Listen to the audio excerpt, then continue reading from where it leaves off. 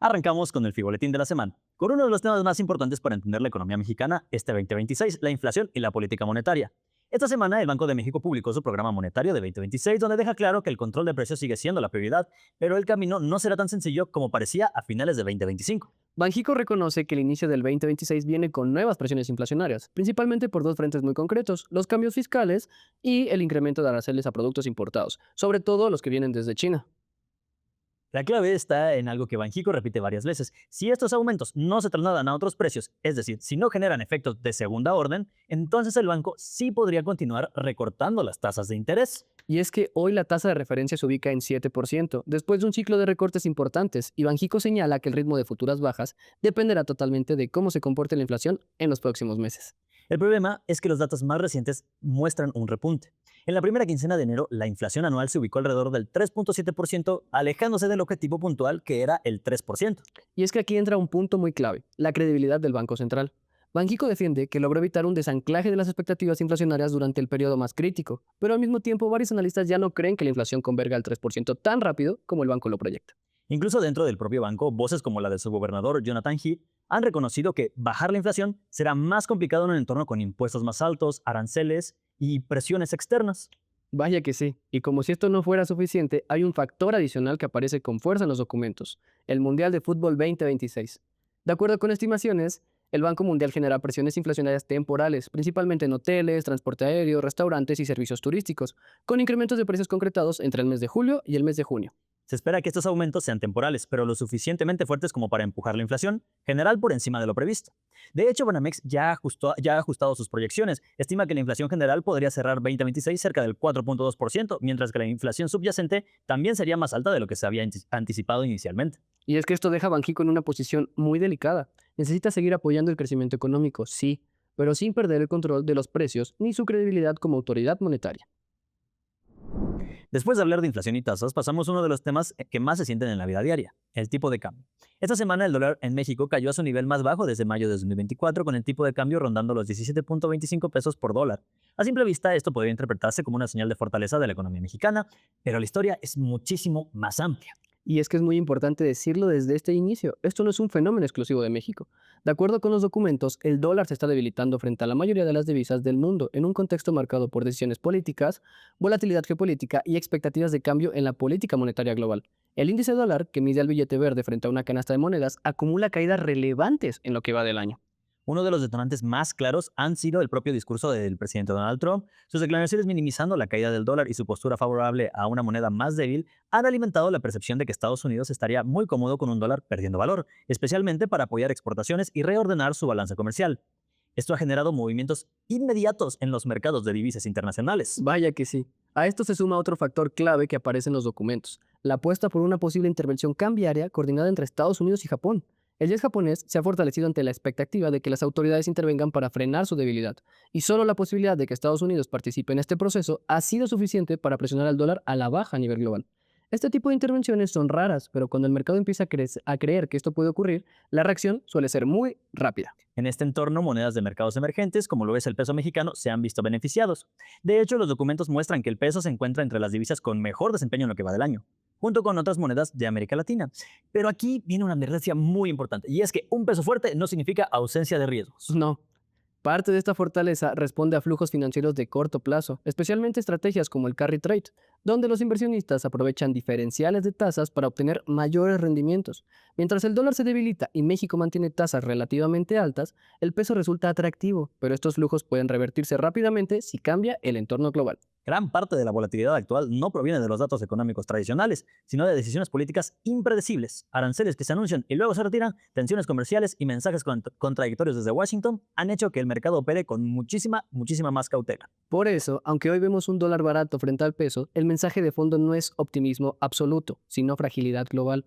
La fortaleza del peso está más relacionada con la debilidad del dólar que con una mejora estructural completa de la economía mexicana. Y eso es clave para entender lo que viene después. A ver, en resumen, el peso está fuerte, sí, pero en un contexto donde el dólar está perdiendo terreno a nivel mundial y donde los flujos financieros pueden cambiar de dirección en cualquier momento, lo cual nos hace preguntarnos qué riesgos externos podrían alterar este equilibrio aparente. Porque cuando hablamos del tipo de cambio, no basta con ver el precio de hoy, sino qué tan expuesto está México a movimientos financieros globales. Hasta ahora hemos hablado de inflación, tasas y tipo de cambio, pero hay una pregunta clave detrás de todo esto. ¿Qué tan expuesto está México a lo que pasa fuera de sus fronteras? Porque aunque el peso se vea fuerte y la inflación parezca contenida, el verdadero riesgo puede venir del sistema financiero global. Vaya que sí. Y es que uno de esos riesgos que aparece claramente en los documentos viene desde un lugar que normalmente no asociamos con México, que es Japón. De acuerdo con analistas citados, esta semana México se encuentra entre los países más expuestos a una posible salida de capitales si es que los inversionistas japoneses comienzan a retirar recursos de los mercados internacionales.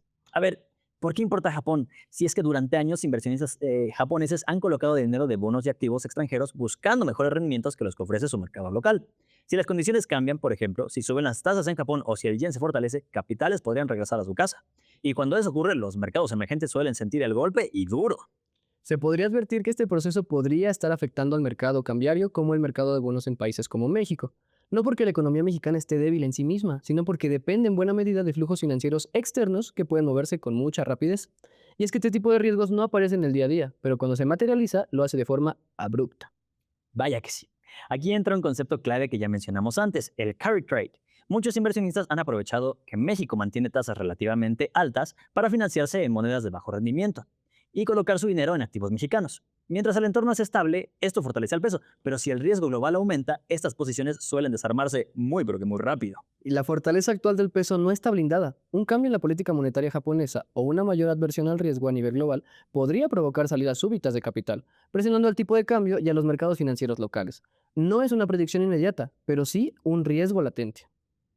Además, este escenario se combina con un entorno internacional marcado por decisiones políticas impredecibles, cosa que ya mencionamos, tensiones comerciales y cambios constantes en expectativas de tasas. Todo eso aumenta la sensibilidad de los mercados ante cualquier señal negativa. Vaya que sí. Por eso, cuando analizamos la economía mexicana, no basta con mirar la inflación o el crecimiento. Hay que entender que México está profundamente conectado a los movimientos del capital global. Y en un mundo donde el dinero se mueve en segundos, la estabilidad puede cambiar muy rápido. Después de hablar de riesgos financieros globales, llegamos a uno de los pilares más importantes para la economía mexicana, el comercio exterior y el TEMEC. Esta semana los documentos confirman que México y Estados Unidos iniciaron conversaciones formales para revisar temas claves del tratado, en un contexto internacional cada vez más tenso. Y el momento no es menor. De acuerdo con los analistas incluidos, el TEMEC se ha convertido en uno de los principales anclajes de estabilidad económica para México, especialmente frente a un entorno global marcado por proteccionismo, rivalidades geopolíticas y decisiones comerciales cada vez más agresivas.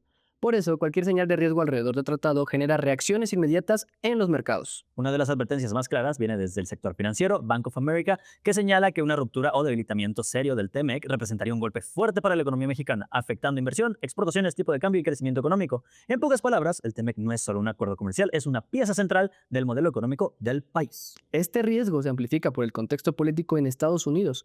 Recoge nuevas amenazas del presidente Donald Trump, incluyendo la posibilidad de imponer aranceles de hasta el 100% a productos provenientes de Canadá. Aunque México no es el objetivo directo en este caso, el mensaje es claro. La política comercial puede cambiar de forma rápida e impredecible. Este tipo de declaraciones no solo afectan a los países involucrados, sino que aumentan la incertidumbre de toda la región de Norteamérica. Empresas, inversionistas y gobiernos comienzan a operar bajo la lógica de riesgo político, donde las reglas del comercio pueden modificarse por decisiones unilaterales y eso inevitablemente eleva el costo de hacer cualquier negocio. Por eso, las conversaciones formales entre México y Estados Unidos sobre el TEMEC buscan algo más que ajustes técnicos. Buscan mandar una señal de certidumbre de que, a pesar del ruido político, el tratado sigue siendo el mercado base para el comercio regional. En un entorno global inestable, la certidumbre se vuelve un activo económico. Los documentos dejan claro que México tiene mucho en juego. El país depende en gran medida del acceso preferencial al mercado estadounidense, especialmente en sectores como manufactura, automotriz y exportaciones industriales.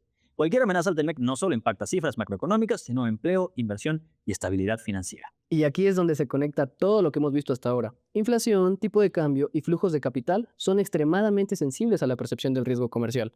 Un entorno de tensiones arancelarias puede revertir rápidamente la fortaleza del peso y frenar estas decisiones de inversión. El TEMEC sigue siendo uno de los mayores activos estratégicos de México, pero también es una de sus mayores vulnerabilidades si el entorno político se deteriora.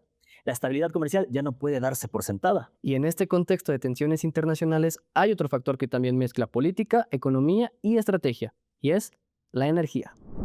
Esta semana se centró en una misma discusión, la decisión de México de mantener envío de petróleo a Cuba y el papel de Pemex dentro de esta estrategia. Y es que el gobierno mexicano ha señalado que estos envíos se realizan por razones humanitarias, en un contexto donde Cuba enfrenta una serie de dificultades para acceder a los combustibles.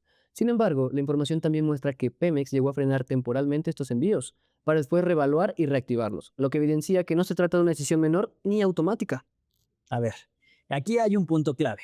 Pemex no es una empresa productiva del Estado, es también una herramienta de política pública y política exterior. Cada barril enviado al exterior implica decisiones financieras y operativas y diplomáticas, especialmente en un entorno donde la empresa enfrenta una presión por deuda, producción y rentabilidad. Y es que esta política energética se da paralelo a un discurso firme sobre soberanía energética, impulsado por el nuevo gobierno.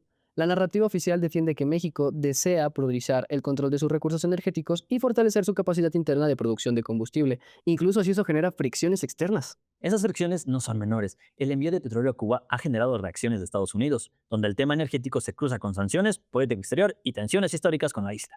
Esto coloca a México en una posición delicada, donde sus decisiones energéticas internas tienen un impacto internacional considerable. Y el renacimiento en la producción de combustibles en México es lo que busca reducir la dependencia de importaciones y fortalecer el mercado interno.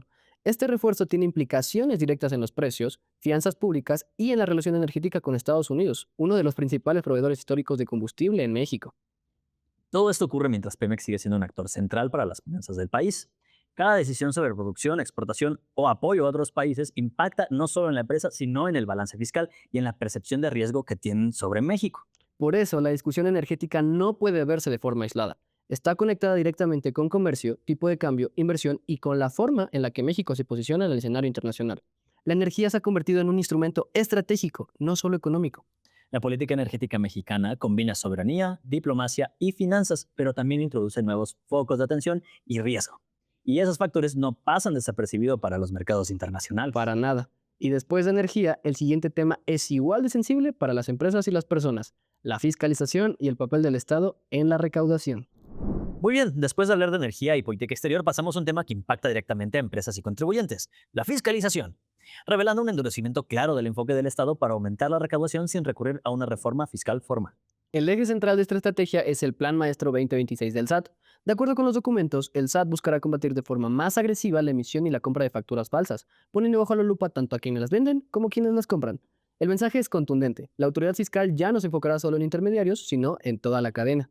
A ver, esto representa un cambio relevante, y es que durante años muchas empresas vieron las facturas falsas como un problema ajeno o de muy bajo riesgo. El SAT intensificará auditorías, cruces de información y sanciones, lo que eleva considerablemente el costo de operar fuera de la legalidad. Y es que este endurecimiento ocurre en un contexto donde el Estado necesita recursos para financiar programas sociales, infraestructura y cubrir presiones fiscales crecientes. Sin una reforma fiscal de fondo, la estrategia se centra en mejorar la eficiencia y reducir esta evasión. Uno de los temas más importantes de la semana fue los adeudos fiscales de grandes contribuyentes, como el caso de Ricardo Salinas Pliego, que podría quedar resuelto esta misma semana, lo que marcaría un precedente importante en la relación entre el SAT y grandes grupos empresariales. Vaya que sí. Y es que más allá de este caso específico, el mensaje es político y económico. La autoridad fiscal busca demostrar que nadie está por encima del fisco, independientemente del tamaño o poder económico del contribuyente. Esto también tiene un efecto indirecto. Refuerza la percepción de que el Estado está dispuesto a ejercer presión fiscal a un entorno de estrechez presupuestaria. Para las empresas y personas físicas, el mensaje es muy claro. El margen de tolerancia se ha reducido. Operar con cumplimiento fiscal ya no es solo una buena práctica, sino una condición básica para evitar riesgos legales y financieros. Y en un entorno fiscal también se conecta con el sistema financiero. Una mayor fiscalización modifica la forma en la que las empresas y personas usan bancos, fintechs y servicios digitales, cerrando espacios para la informalidad. El Estado está endureciendo su postura fiscal, no para cambiar las reglas del juego, sino para hacer cumplir las que ya existen. Y eso tiene implicaciones directas para la economía real. Y es que aquí es justo donde entramos en el siguiente tema: ¿cómo está cambiando el sistema financiero y bancario en México? El sector bancario mexicano está entrando en una nueva etapa, una de competencia y de digitalización. Y es que uno de los movimientos más relevantes es la entrada de Revolut al mercado mexicano. Esta fintech llega ofreciendo rendimientos de hasta 15%, apoyándose en un modelo 100% digital y apuntando directamente a usuarios jóvenes, profesionales y personas que buscan alternativas a la banca tradicional. Esto eleva la presión competitiva sobre el sistema financiero local. A ver, la llegada de nuevos jugadores no es un tema menor. Obliga a los bancos tradicionales a revisar costos, comisiones y servicios, acelerando la transformación digital del sistema financiero mexicano. En un entorno donde las tasas van a la baja, la competencia por captar el ahorro de las personas se vuelve cada vez más feroz. Y es que este proceso va de la mano del Plan México, donde el gobierno busca fortalecer la relación con los bancos para impulsar crédito, digitalización y una formalización económica. La banca deja de ser solo intermediaria y se convierte en una herramienta clave para la política económica. Este punto conecta directamente con lo que vimos en el bloque anterior. Es que un Estado más activo en fiscalización necesita un sistema financiero mucho más transparente, más digital y con mayor trazabilidad de operaciones. Bancos y fintechs se vuelven piezas centrales para cerrar espacios a la informalidad. Y es que para este cambio también trae nuevos retos. La digitalización implica mayores exigencias en seguridad, regulación y protección al usuario. El crecimiento acelerado de fintechs solo obliga a las autoridades a equilibrar la innovación con estabilidad financiera. A ver, para los usuarios el escenario es mixto. Por un lado, hay muchas más opciones, mejores rendimientos y mayor competencia, pero por el otro se vuelve indispensable entender bien los productos financieros que se están contratando y los riesgos que se asocian a ellos. El sistema financiero mexicano está cambiando rápidamente. Mucha más competencia, más digitalización y una relación más estrecha entre banca y Estado. Es lo que definirá el acceso al crédito y al ahorro en los próximos años. Porque entender cómo se mueven la inflación, el tipo de cambio, el comercio, la energía, los impuestos y la banca es entender qué está pasando realmente con tu dinero. México entra a un nuevo ciclo económico con señales mixtas. Por un lado, un peso fuerte, mayor competencia financiera y un sistema más digital, y por el otro, presiones inflacionarias, riesgos externos y un entorno internacional cada vez más incierto. Lo importante es entender que detrás de cada decisión de política pública, de cada movimiento del dólar y de cada cambio en el sistema financiero, hay impactos reales en tu bolsillo y en tus inversiones y en tus decisiones de ahorro. Y es que por eso, más que reaccionar a los titulares, la clave está en comprender el contexto completo. Entender cómo se conectan estos temas es el primer paso para tomar mejores decisiones financieras en un entorno que cambia rápido.